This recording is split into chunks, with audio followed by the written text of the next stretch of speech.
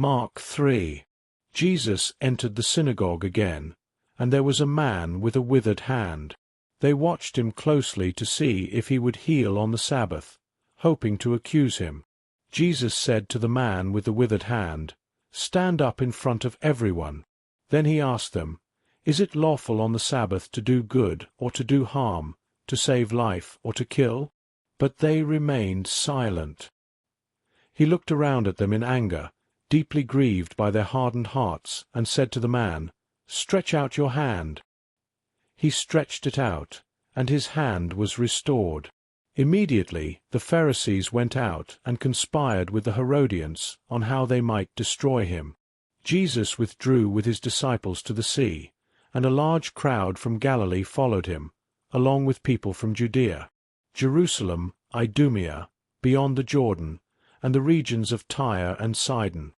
Hearing of all he was doing, they came to him. Because of the crowd, he told his disciples to have a small boat ready for him, to prevent the people from crushing him. For he had healed many, so that all who were afflicted pressed around him to touch him.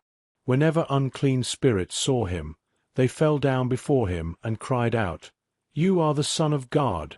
But he strictly ordered them not to make him known. Jesus went up on a mountainside and called to him those he wanted, and they came to him. He appointed 12 that they might be with him, and that he might send them out to preach, and to have authority to drive out demons. These are the 12 he appointed: Simon, to whom he gave the name Peter; James son of Zebedee, and John the brother of James, to whom he gave the name Boanerges, meaning sons of thunder; Andrew, Philip, Bartholomew, Matthew, Thomas, James son of Alphaeus, Thaddeus, Simon the Zealot, and Judas Iscariot, who later betrayed him. Then Jesus entered a house, and again a crowd gathered so that he and his disciples were not even able to eat. When his family heard about this, they went to take charge of him, saying, "He is out of his mind." The scribes who came down from Jerusalem said, "He is possessed by Beelzebub. By the prince of demons he casts out demons." So Jesus called them over and began to speak to them in parables. "How can Satan cast out Satan? If a kingdom is divided against itself, that kingdom cannot stand. If a house is divided against itself, that house cannot stand. And if Satan rises up against himself and is divided, he cannot stand. His end has come. No one can enter a strong man's house and plunder his possessions unless he first ties up the strong man. Then he can plunder his house. Truly I tell you, all sins and blasphemies will be forgiven the sons of men. But whoever blasphemes against the Holy Spirit will never be forgiven.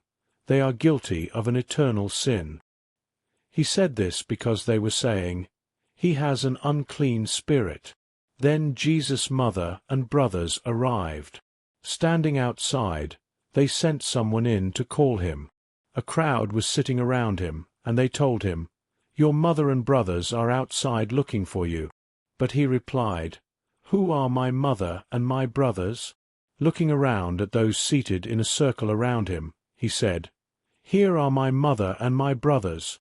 Whoever does the will of God is my brother and sister and mother."